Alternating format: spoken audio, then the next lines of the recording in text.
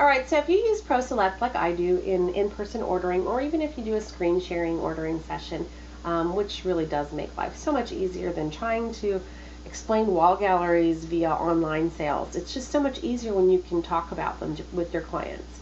So this is the living room, the St. Louis set, and say I want to convert this to work in my ProSelect. ProSelect allows you to import PSD and PNG files, and I find that creating them as a PNG file, that I reduce the file size and it doesn't bloat, you know, my computer too much with too much files. But really basically what you're going to do is you'll open up each frame layer, and on your Mac you're going to command click on the photo fill layer, and that's going to select it. I believe that might be control click on your PC. So I need to knock that out in the background layer, which is the very first layer. Now it's locked, so what I need to do is double click it so it just kind of does away with that lock there. And now I can hit my delete key while I'm selected on that layer and hide my photo fill layer. And as you see, I have that nice transparency going on there. And what I want to do is that for every single one of my frames. And I know it's a little bit of work, and I could have created these all as PNGs for you, but really didn't you want to brand them for yourself? That I think is so important that you don't get when you're working with a lot of different templates out there. So it's all ready to go.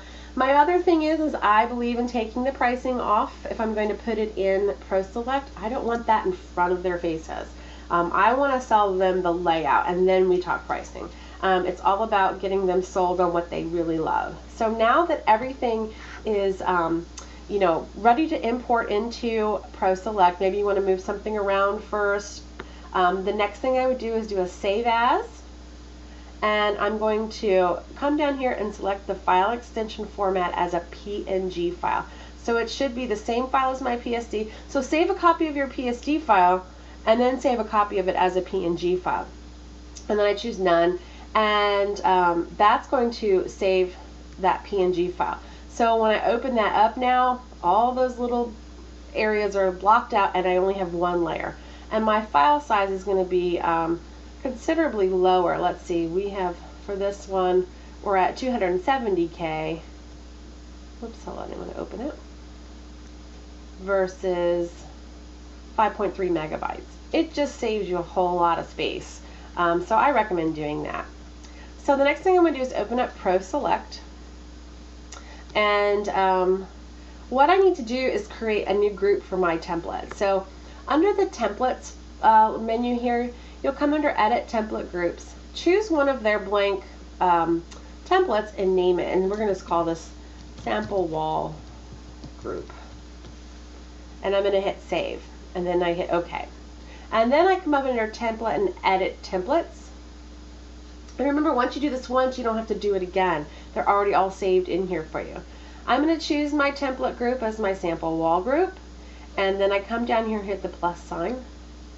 And then I'm going to name it. And this one's, you know, my St. Louis living room. And it's my framed. And honest to God, I don't even touch any of these anymore because I don't work with the version of ProSelect that lets me do production. I just have the basic one because I find I'm too much of a control freak and I like to do everything ready on my own. So I come into here and I just do an overlay image. And then the template editor pops up, and what we need to do is import that PNG file. And I've already done it once. I had made a change to something on this, so it's going to say 11 by 17s on instead of 11 by 14.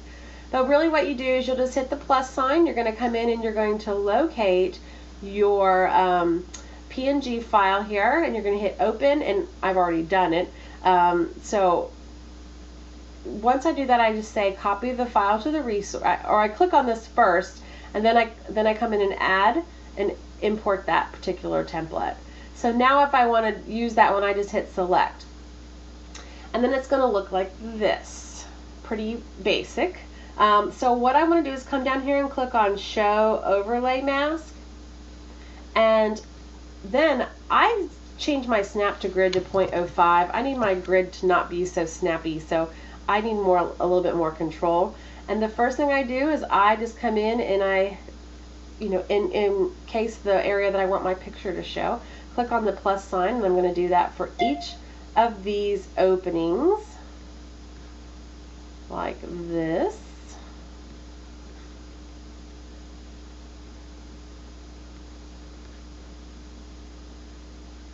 And when I'm all ready, I can unclick that and just kind of look at it. And I think, okay, that looks good. I'm going to hit Save Changes and Close.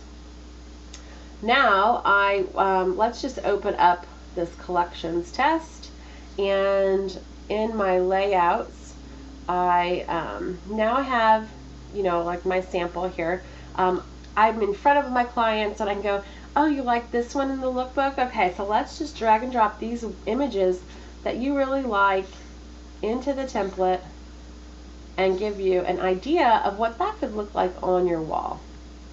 So I'm just a big fan of it. I love this program, and I love that I now have branded guides here to show them what they can get. So that's it. I'm not an expert in ProSelect. I probably don't use it to my full advantage that I should, but this is one of the things that I do love about this. And I love being able to show them what they can get. The cool thing is I can even PDF these layouts out to them if I wanted to, and show them what they would look like. So that's it. That's how you use them. I hope this is beneficial to you.